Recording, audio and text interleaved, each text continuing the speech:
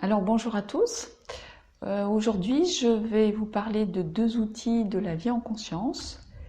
L'écriture, tout d'abord, et le journal de gratitude, en sachant que les deux, bien évidemment, sont reliés.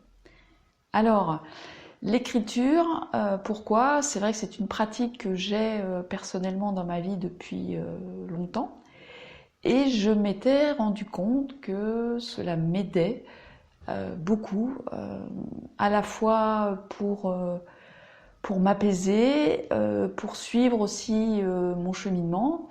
Et finalement, j'ai découvert à travers différents auteurs que l'écriture pouvait vraiment aider la personne dans son cheminement personnel. Alors bon, je ne suis pas en train de vous parler de devenir écrivain ou de l'écritothérapie, par exemple, de Bernard Werber, que vous pouvez voir sur Internet, où là, l'écriture va devenir vraiment une forme de thérapie. Moi, je vous parle juste de prendre un temps pour soi, alors si possible tous les jours, sinon en tout cas de manière régulière, afin de pouvoir poser sur le papier les choses qui vous arrivent, qu'elles soient difficiles à vivre ou au contraire qu'elles soient extrêmement stimulantes, douces, voilà. Parce que c'est une manière de sortir de vous-même des choses et surtout dans le cas bien évidemment où ça va pas bien, du coup de vous en détacher un peu. Et vous allez pouvoir vous relire, ça vous permettra aussi de développer un peu ce côté observateur de vous-même. Et c'est un outil qui est vraiment très intéressant. Lors de ma formation, d'ailleurs en nutrition holistique, en Suisse, à l'école, on avait des exercices d'écriture à faire régulièrement avec des sujets. Par exemple, de quoi ai-je faim dans la vie, ou de quoi je nourris ma vie, ce qui était la base de la nutrition holistique, pour vraiment avoir un peu des réponses. Alors bien évidemment, il n'est pas question de passer des heures sur ces questions-là, mais d'être plutôt très spontané et de laisser la main écrire en fait les réponses qui viennent. Dans ces exercices d'écriture, on nous demandait aussi d'écrire de la main gauche, pas facile, mais en fait ça nous permettait aussi de sortir des choses étonnantes, puisque le cerveau du coup était un peu court-circuité et nous obtenions des réponses différentes. Voilà.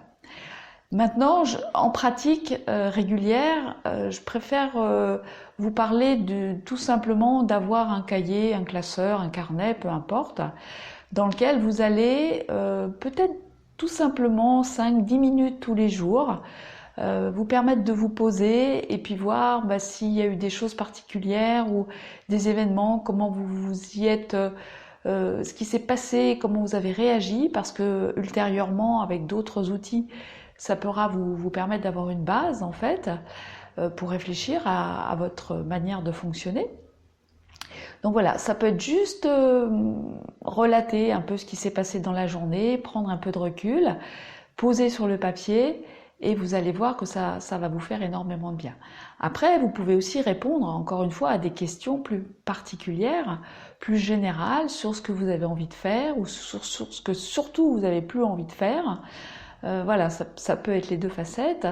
Quand on a des problèmes de poids, ça peut être par exemple, à quoi peut me servir le poids ou même une maladie, une douleur quelconque, à quoi est-ce que ça peut me servir? Voilà, ça peut être des sujets encore une fois particuliers.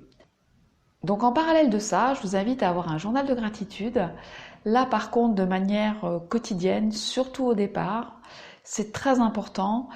On va le voir pourquoi. Donc soit de l'autre côté de votre cahier, à l'envers, ou de votre carnet, ou sur un autre support, comme vous voulez. Et l'idée, c'est d'écrire en fait chaque jour, plutôt donc en fin de journée, trois choses pour lesquelles vous pouvez remercier, pour lesquelles vous êtes en gratitude. des choses sympathiques. Alors soit vous avez vraiment vécu quelque chose de super, que vous avez remarqué, soit s'il n'y a rien eu de particulier ou si c'est une journée plutôt difficile, simplement être en gratitude pour votre corps, pour votre respiration, pour le fait de pouvoir manger, d'avoir quelque chose dans votre frigo. Voilà, ça peut être des choses très très simples, d'avoir votre chat qui vient vous faire un câlin, voilà, d'avoir, je sais pas moi, l'eau au robinet et de pouvoir aller prendre une douche. C'est des choses auxquelles on ne pense pas du tout. Voilà. Donc vraiment ce journal de gratitude, quotidiennement, va avoir plein de bienfaits parce que va vraiment justement vous permettre de vous reconnecter aux choses qui vont bien dans votre vie. Et on a parfois tendance à les oublier au profit des choses qui vont mal. De vraiment peut-être aussi de voir au fil des jours qu'il y a énormément de choses qui vont bien. Et pouvoir vous y revenir pour les périodes où vraiment ça ira pas bien, parce que parfois on s'arrête de faire ce journal et on le reprend plus tard. Et moi je regarde de temps en temps, je regarde qu'est-ce que j'écris. Bon, déjà ça rappelle des choses très sympas. Et puis voilà, on voit qu'il y a quand même beaucoup de choses et qu'il y a eu des périodes où vraiment c'était bon, c'était super. Donc ça vraiment ça peut nous permettre de nous remettre dans cette énergie positive.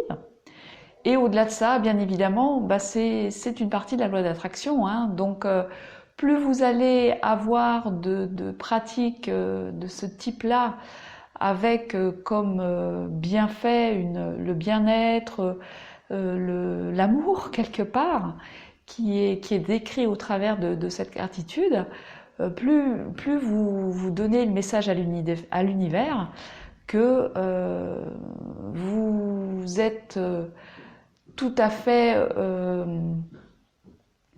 en joie et en ouverture de cette gratitude, et plus l'univers va vous répondre avec encore plus de choses qui vont vous permettre de montrer cette gratitude, de l'exprimer. Deux beaux outils que je vous invite à mettre régulièrement dans votre quotidien, et vous allez voir, ça vraiment, ce sont encore une fois des petites choses qui peuvent être accompagnantes, bienfaitrices. Voilà, donc l'écriture et le journal de gratitude, deux très beaux outils que moi j'ai mis dans ma vie depuis très longtemps et qui font partie de cette vie en conscience. Utilisez-les sans modération. À bientôt.